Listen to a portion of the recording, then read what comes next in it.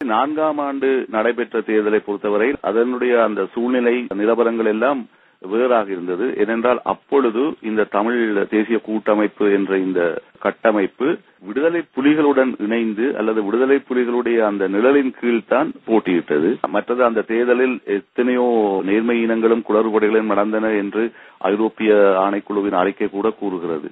அந்த அடிப்படையை நோக்கும் போது அந்த வெற்றி ஒரு அசாதாரணமான ஒரு சூழலில் ஏற்பட்ட ஒரு பெறுவது. ஆனால் இந்த முறை நடைபெற்ற தேர்தலின் போது இது கூட ஒரு யதார்த்தபூர்வமான ஒரு சூழலில் நடைபெற்றது. ஏனென்றால் இதில் இந்த முறை விடுதலை புலிகளுடைய அந்த பிரசன்னமோ அதனுடைய ஆதிக்கமோ இருக்கவில்லை. மாறாக இந்த தமிழர் தேசிய கூட்டமைப்பில் இருந்து பலர் கொஞ்சம் தீவிரவாதிகள் என்று கருதப்படக்கூடிய 2-3 அணிகள் பிரிந்து சென்று தனியாக கட்சிகள் அமைத்து தமிழ் தீவிரவாத போக்கிலே பிரச்சாரங்களை கொண்டெடுக்க சூழலில் தான் நடந்தது. அப்பொழுது பார்க்கிற போது இதில் இன்னும் ஒன்றை கவனிக்க வேண்டியிருக்கிறது என்னவென்றால், இந்த தமிழ் தேசிய கூட்டமைப்பு 2001ஆம் ஆண்டு உருவாகி பின்னர் அது முழுமையாக விடுதலை புலிகளின் கட்டுப்பாட்டுக்கு கீழ் 2004ஆம் ஆண்டு புலிகளின் ஏறக்குறைய கைபொம்மைகள் போலவே இயங்கினார்கள். ஆனால் இந்த 2010ஆம் ஆண்டு தேர்தல் முடிவுகளை பார்க்கும் போது இந்த 2001ஆம் ஆண்டில் இருந்து தேர்தல் அரங்கிலே இருந்த கொஞ்சம் தெரிந்த பழைய முகங்கள் மீண்டும் திரும்பி வந்திருக்கின்றன அல்லது தமது இருப்பினை நிலைநிறுத்திக் கொண்டிருக்கின்றன. அதே நேரத்தில் 2004ஆம் ஆண்டு விடுதலை புலிகளால் நியமிக்கப்பட்ட அல்லது திணிக்கப்பட்ட ஒரு கட்சி சார்பற்ற ஒரு சில எம்பிக்கள் தான் இல்லாமல் போயிருக்கிறார்கள் பெரும்பாலும். எனவே இந்த தேர்தலில் நான் எப்படி இதை பார்க்கிறேன் என்றால், ஒரு புறத்திலே அரசாங்கத்துடன் இணைந்து அல்லது அரசாங்கத்துக்கு ஆதரவான ஒரு போக்கு எடுக்கின்ற ஒரு தமிழ் அரசியல் போக்கு ஒரு புறத்திலும், தேசியம், சுயநிர்ணயம், கூட்டு அமைப்பு நாடுகள் என்று கூறி கொஞ்சம் தமிழ் தீவிரவாத போக்கை எடுக்கிற இன்னும் ஒரு போக்குக்கு ரெண்டுக்கும் இடையிலே ஒரு மிதவாத போக்கை கடைபிடிப்பது போல்தான் தமிழ் தேசிய கூட்டமைப்பு இருந்தது. அந்த போக்கிற்குத்தான் இந்த ஆதரவு கணிசமான அளவு கிடைத்திருக்கிறது. அதே நேரத்தில் தமிழ் மக்களை பொறுத்தவரையில் இன்றைய சூழலில் தமிழருக்கான ஒரு பலமான ஒரு ஒற்றுமையான குரல் ஒலிக்க வேண்டும் என்ற அந்த உணர்வு பரவலாக காணப்பட்டது. அதனுடைய ஒரு வெளிப்பாடும் இந்த தமிழ் தேசிய கூட்டமைப்புடைய இந்த பெறுபவர்கள்.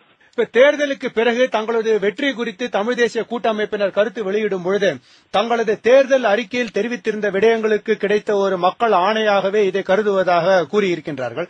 ஆனா இப்ப ஜனாதிபதி மஹிந்த ராஜபக்ஷ ஒற்றை ஆட்சிதான் முடிவு என்று உறுதியாக இருக்கின்ற நிலையில தமிழ் தேசிய கூட்டமைப்பினர் சமஷ்டி ரீதியிலான ஒரு அரசியல் தீர்வுதான் சரியாக வரும் என்று பேசி வருகின்றார்கள். இப்படியான ஒரு மோதல் போக்கான ஒரு நிலைப்பாட்டுடன் இருப்பதாக கூறப்படுகின்ற நிலையில இந்த மோதல் போக்கான ஒரு அரசியலாக அதை பார்க்கக்கூடிய வாய்ப்பு இருக்கின்றதா? இல்லை, இதிலே 2 விடயங்கள் இருக்கின்றன. ஒன்று, நான் நினைக்கிறேன் என்றால் இந்த தேர்தலுடன் எல்லாம் முடிய போவதில்லை. ஏனென்றால் தமிழ் மக்களை பொறுத்தவரையில், குறிப்பாக வடமாகாணத்தை பொறுத்தவரையில் அடுத்து வடமாகாண சபைக்கான தேர்தல் வரவிருக்கிறது.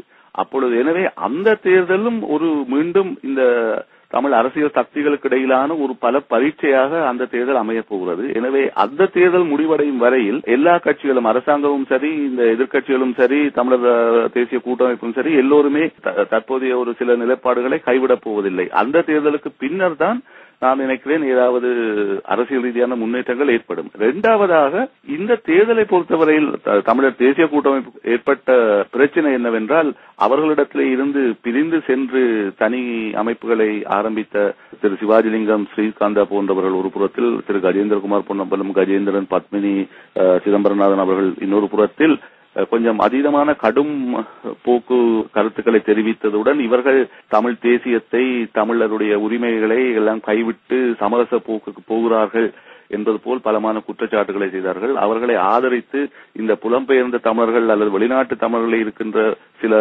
ஊடகங்கள், சில அமைப்புகள் கூட அத்தகைய கடும் பிரச்சாரத்தை செய்தன.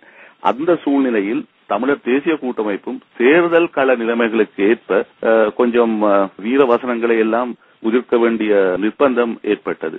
ஆனால் அந்த தேர்தல் சூடு இன்னும் ஆறவில்லை. உடனடியாகவே ஒரு தலைகள் மாற்றம் உள்ள சில கருத்துக்களை எதிர்பார்க்க முடியாது. ஆனால் படிப்படியாக இந்த மாகாண சபை தேர்தலும் முடிந்த பின்னர் படிப்படியாக கடும்போக்கு நிலைப்பாடுகளை கைவிட்டு ஒரு இணக்கபூர்வமான, ஒரு பேச்சுவார்த்தை பூர்வமான, ஒரு கூட்டுறவு பூர்வமான ஒரு அரசியல், ஒரு கோஆபரேட்டிவ் கன்சிலியேட்டரி பாலிடிக்ஸ் தான் வர முடியுமே ஒழிய இந்த மோதல் அரசியல், கான்ஃபரன்டேஷனல் பாலிடிக்ஸ் சரிவராது. எடுத்த எடுப்பிலே நோக்கும் போது அவர் ஒற்றையாட்சி என்கிறார், இவர்கள் சமஷ்டி என்கிறார்கள். அப்ப ரெண்டும் எதிரும் புதிருமாகத்தான் இருக்கிறது. ஆனால் இந்த ரெண்டுக்கும் இடையிலே ஒரு அரசியலுக்கான ஒரு இடம் நிச்சயமாக இருக்கிறது. அந்த இடத்தை அடைவதுதான் தமிழர் தேசிய கூட்டமைப்பு செய்ய வேண்டிய வேலை. நான் இன்னும் ஒன்றை கட்டாயமாக வலியுறுத்த விரும்புகிறேன். தமிழர் தேசிய கூட்டமைப்புக்கு தமிழ் மக்கள் இந்த முறை கொடுத்த ஆணை கடும்போக்கு அரசியல் செய்வதற்கான ஆணை அல்ல.